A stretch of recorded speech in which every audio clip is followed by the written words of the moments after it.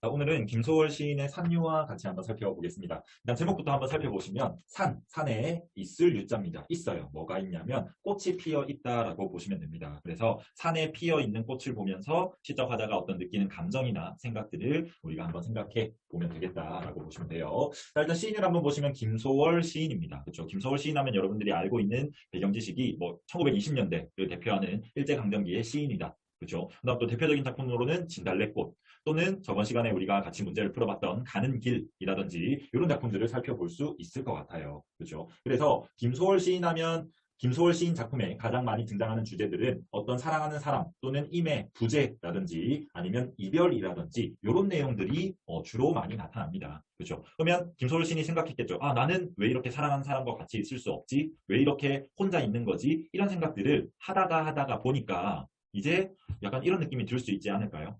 나는 원래 인간이라는 게 조금 혼자 태어나서 그다음 혼자 죽는 이런 고독한 존재가 아닐까 이런 생각에 이르를 수 있을 것 같습니다. 그렇죠? 자, 그래서 이 작품은 먼저 주제부터 말씀드릴게요. 주제 자체가 존재의 어떤 근원적인 고독에 대해서 노래하는 시입니다. 그래서 모든 생명은 그냥 혼자 태어나서 혼자 이렇게 가는 그런 고독적인 존재가 아닐까라는 그런 생각이 담겨 있는 시다. 왜 그렇게 표현을 하고 해석할 수 있는지 저희가 같이 한번 살펴보도록 하겠습니다.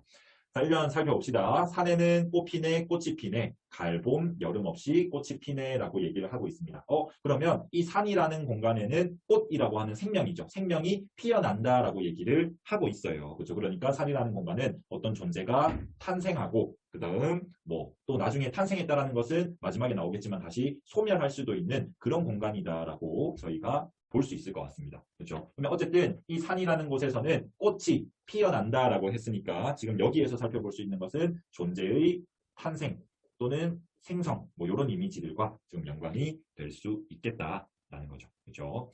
자, 그다음 요 부분 한번 시의 재미를 느낄 수 있는 부분인데 같이 한번 보세요. 가을, 봄, 여름 없이 꽃이 핀다라고 얘기를 하고 있습니다. 그러니까 봄이든 여름이든 가을이든 구분 없이 이렇게 생명들은 탄생하더라라고 얘기를 하는 거예요. 여기에서 가을이라고 하는 것은 가을을 얘기하는 거거든. 가을을 갈로 이렇게 표현한 것은 시에서만 우리가 허용할 수 있는 이런 표현들을 시적 허용이라고 합니다. 그렇죠. 근데 여기에서 재미를 느낄 수 있는 것은 일단 우리가 보통 계절을 얘기할 때는 봄, 여름, 가을, 겨울 뭐 이렇게 얘기를 한단 말이야. 그렇죠. 근데 지금 보면 가을, 봄, 여름이라고 하면서 순서에 변화를 줬어요. 그렇죠. 아무것도 아닌 것 같지만 여기 이렇게 새로운 변화를 줌으로써 우리가 조금 더 작품을 재미있게 느껴볼 수 있다라는 거죠. 그렇죠. 그리고 가을을 축약함으로써 어떤 시만의 이런 느낌을 잘 살려내고 있고요. 그 다음 지금 보면 봄, 여름, 가을은 나와 있는데 겨울은 생략되어져 있다는 거죠. 그렇죠? 그래서 뭔가 또 새로움을 느낄 수도 있고 원래 사계절이 같이 나와야 되는데 또 겨울이 생략되어져 있으니까 그렇죠. 그리고 내용적으로도 한번 살펴보면 겨울이라는 것은 약간 생명의 탄생이라는 이미지와 잘 연결되기보다는 소멸이라는 이미지랑 지금 잘 연결이 된단 말이야. 그렇죠. 그래서 겨울도 생략되어져 있구나. 그렇죠. 이런 것들을 사용함으로써 어떤 시의 재미를 느낄 수 있는 그런 부분이다. 김소월 시인이 정말 우리말을 잘 구사한 해서 시의 아름다움을 표현한 시인 중에 한 명입니다. 그렇죠. 이런 데서 그런 흔적들을 살펴볼 수 있다라고 보시면 되겠습니다.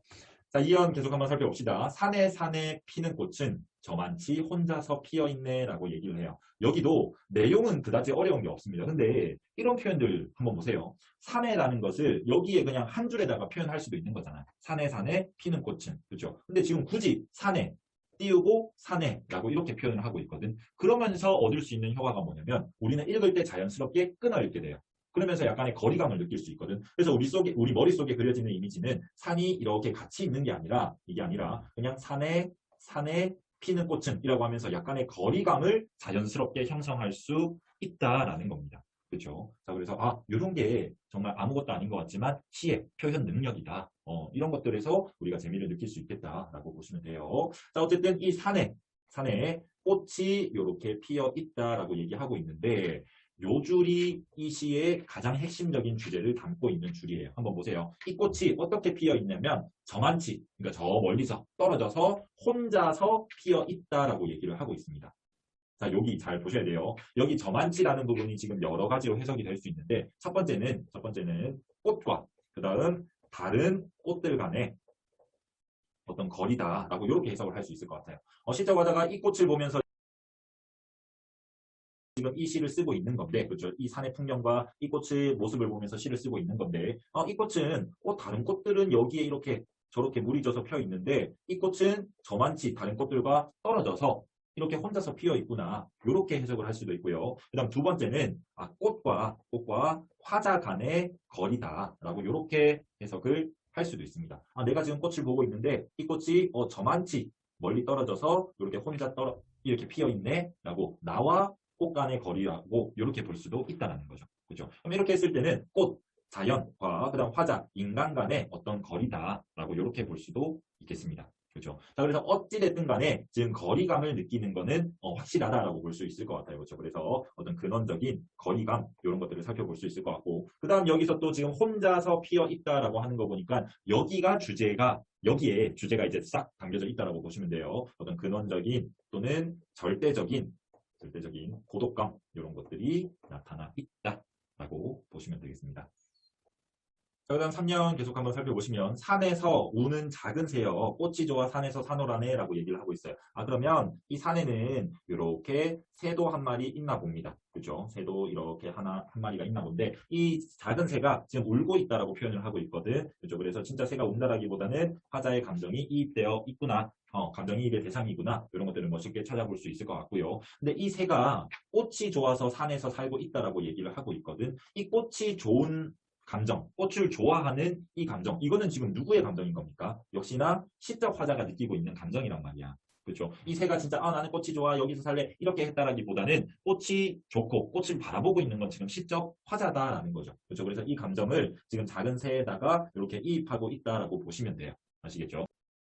자, 마지막 면 계속 한번 보겠습니다. 산에는 꽃지네, 꽃이 지네, 가을, 봄, 여름 없이 꽃이 진다라고 표현하고 있어요. 그럼 지금 저희가 눈여겨서 살펴봐야 될 것은 아까 1년에서는 꽃이 핀다라고 했었는데 지금 마지막 년에서는 꽃이 진다라고 얘기를 하고 있어요. 그렇죠? 그래서 어떤 존재의 소멸, 이런 이미지들을 나타낼 수 있겠다. 근데 가을, 봄, 여름 없이 이 계절 동안 꽃이 진다라고 표현하는 거 보니까 이런 존재의 소멸 자체는 계절이 순환하는 것처럼 어떤 생명은 탄생했으면 소멸하는 이렇게 거스를 수 없는 또 진리다라는 것도 담고 있다라고 보시면 됩니다. 그다음 이 시의 가장 큰 특징은 역시나 이렇게 1년과 그다음 마지막 년이 비슷한 구조를 띠고 있죠. 그렇죠? 그래서 수미 상관의 구조 띠고 있다. 수미 상관의 표가는 우리 살펴봤습니다. 그렇죠? 혼유가 형성할 수 있고 강조할 수 있고 그다음 또 구조적인 안정감 이런 것들이 나타날 수 있다. 근데 어쨌든 이 시에서는 수미상관을 씀으로써 탄생과 그다음 소멸이라는 어떤 대비되는 이미지까지 그려내고 있다라고 보시면 되겠습니다.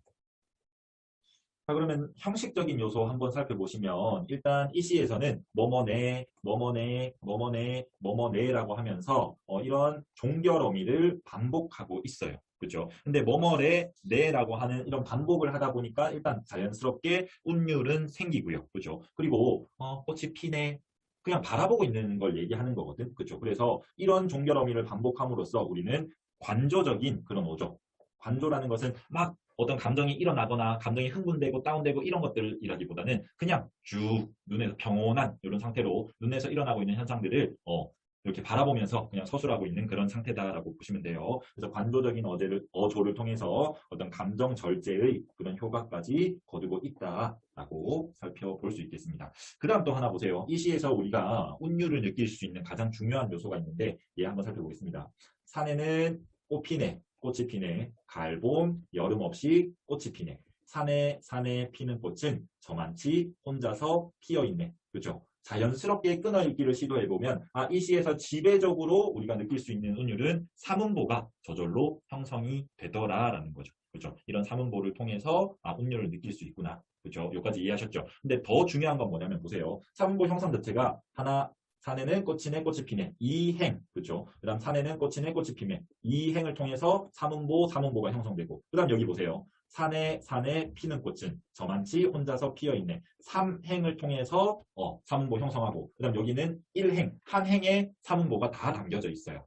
맞죠? 그렇죠? 근데 여기를 중심으로 이 1, 2연을 중심으로 반으로 나눴을 때 그다음 3년 한번 보겠습니다. 산에서 우는 작은 새여 꽃이 좋아 산에서 산호라네 이렇게 나뉘거든. 그러면 1행에 여기에 사문보가 담겨져 있고 여기는 지금 3행에 사문보가 담겨져 있다는 거죠. 그죠? 그 다음 산에는 꽃지네, 꽃이 지네, 2행. 그 다음 갈봄, 여름 없이 꽃이 지네, 2행입니다. 그죠? 그래서 이 시에는 사문보가 배치되어져 있는데 지금 1, 2형과 3, 4형을 중심으로 약간의 데칼코마니 같이 이렇게 사문보가 형성되어져 있더라라는 거죠. 그렇죠. 이것도 굉장히 사문보의 어떤 변형적인 그런 형태를 통해서 좀 시를 더 재밌고 그다음 또 우리가 어떤 시적 의미부터 이렇게 형식적인 것까지 같이 재밌게 느껴볼 수 있는 그런 요소다라고 보시면 되겠습니다.